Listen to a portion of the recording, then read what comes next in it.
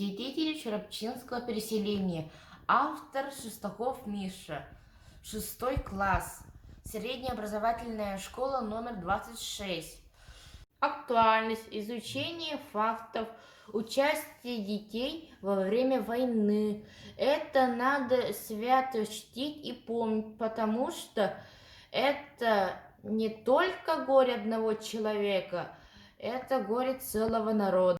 Цель – расширить свои знания о тех трагических событиях войны, о подвигах детей, осмыслить и помнить, изучить и помнить об истории Черепчинского переселения и его роли в моей семье.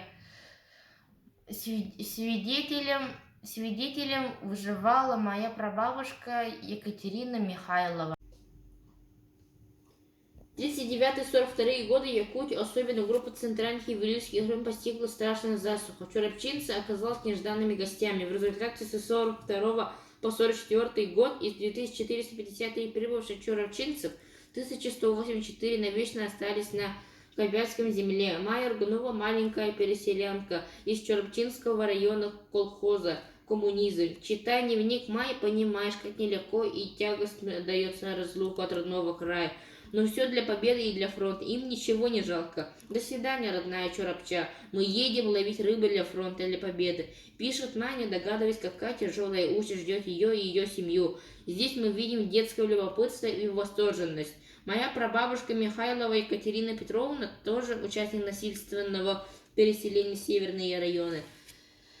Прабабушка мало рассказывала об этих страшных годах. После войны она вышла замуж за моего прадедушку и переехала в Мегину, Кангалайский район. Монументы в памяти о переселении черепчинцев в Жиганском районе также установлен памятник мемориал «Мать и дитя». Дети войны – эти дети, которым было всего 5-6 лет. Когда началась война, но эти люди выстояли, строили наше будущее. Они не плакали, они не жаловались на трудности. Кто-то из них даже сказал, что все слезы остались в детстве. Наш музей стал центром гражданского и патриотического воспитания учащихся через живое общение с ветеранами тыла и детьми войны.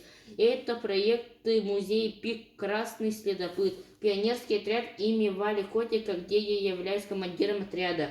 Проведя анкетирование, выяснил, что мои одноклассники знают о войне недостаточно хорошо. Я считаю, что современным школьникам нужно больше читать о Великой Отечественной войне, о подвигах пионеров-героев, посещать музеи, смотреть кинофильмы и никогда не забывать о том, какую цену завоевана победа. В заключение. По ходу исследований я пришел к таким выводам. Изучение уровнем осведомленности о подвигах юных героев войны, о тех трагических событиях во Великой Отечественной войны, которые затронули далекую Якутию. Подвиги пионеров, героев, мальчиков и девочек разбивают чувство патриотизма, воспитывает гордость за своих сверстников в годы войны, любовь к родине и своему народу. Спасибо за внимание.